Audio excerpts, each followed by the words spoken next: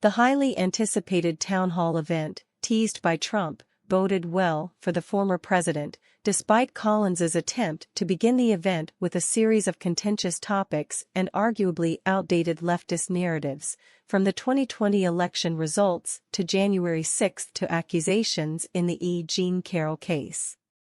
Notably, Trump received a standing ovation at his introduction. Collins kicked off the town hall by focusing on the past election and election fraud claims. Trump made it clear, despite Collins's implications otherwise, that he cherishes the Constitution, emphasizing the importance of living up to it. "I mean, we have elections. We have open borders, look at what's happening on our southern border," Trump said, pivoting to more pressing subjects, such as illegal immigration, as Collins, at this point in the town hall, continued to press him on the 2020 presidential election. "They're being released from prisons. They're being released from mental institutions, and we have millions of people pouring into our country, and now they're getting rid of Title 42, which I put on," he said as a visibly irritated Collins contended there would be questions on that topic later. From there, Collins brought up another favorite leftist topic, January 6. "Do you have any regrets about your actions on January 6? She asked, as Trump walked through exactly how that day went, beginning with a peaceful rally. "I said, walk peacefully and patriotically, you know, many different things. In fact, I brought a list of things. I don't want to bore the audience, but we can go sentence after sentence after sentence of things," he said, noting that Democrats, including former House Speaker Nancy Pelosi, Democrat California, whom Trump referred to Crazy Nancy, refused his offer for additional security. "I offered them National Guard," I said. "We'll give you soldiers. We'll give you a National Guard. We'll give you whatever you want. And they turned me down." Yeah. And in fact, she turned me down in writing. "They turned me down," he said, as Collins continued to argue with him. That prompted Trump to show receipts, literally pulling out pieces of paper and reading exactly what he wrote that day and at what time, a move the audience visibly enjoyed and cheered for. "On January 5, the day before, I said please support our Capitol Police and law enforcement. They are truly on the side of our country. Stay peaceful. Stay peaceful."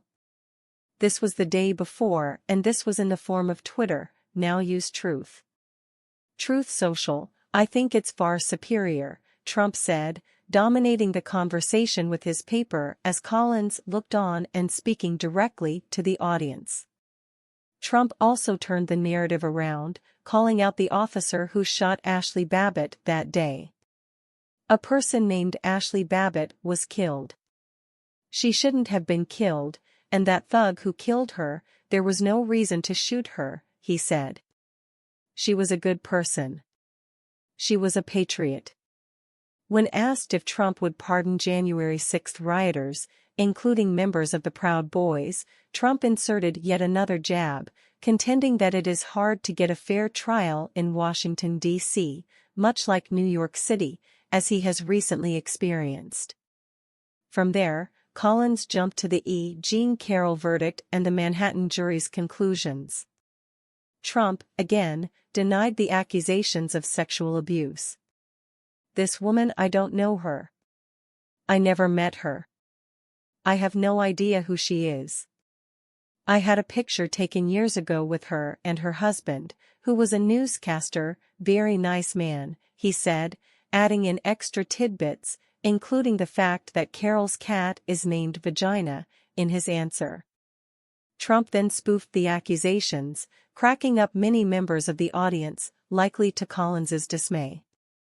"And this is when I met her and I was immediately attracted to her and she was immediately attracted to me," Trump said. "And we had this crowded department store. We had this great chemistry." Trump continued the story, demonstrating the absurdity of the claims through his entertaining spoof. Collins continued her streak of asking arguably outdated and leading questions, asking Trump if he regretted the remarks he made via the Access Hollywood tape. Very simply, Trump said that the reality that famous individuals have advantages still rings true.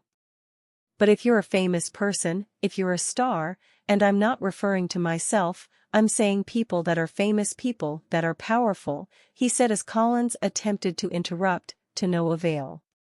They tend to do pretty well in a lot of different ways. It's been true for 1 million years, approximately 1 million years, perhaps a little bit less, Trump said. Trump's dominance throughout the night was, perhaps, fully encapsulated at the end of the event after Collins attempted to lecture Trump about the Presidential Records Act. I have every right to under the Presidential Records Act, he said of the documents he possessed, pointing out that several other past leaders have taken documents, including the fact that President Biden has boxes of them. The vice president cannot declassify. He didn't have the right to declassify. He has documents from when he was a senator, Trump said. That's the question that investigators have, I think, is why you held on to those documents when you knew the federal government was seeking them and then had given you a subpoena to return, Collins continued, routinely attempting to interrupt and correct Trump, which prompted him to ask Collins if he could answer the question. Can I talk? He said. Yeah, what's the answer? Collins replied. Do you mind? Trump asked. I would like for you to answer, she said, interrupting Trump again by sarcastically adding, that's why I asked it. It's very simple, you are a nasty person, okay? Trump said after the CNN moderator's quip, prompting cheers and laughter from the CNN audience. At the conclusion of the town hall, Trump interacted with the audience, even waving off a visibly irritated Collins.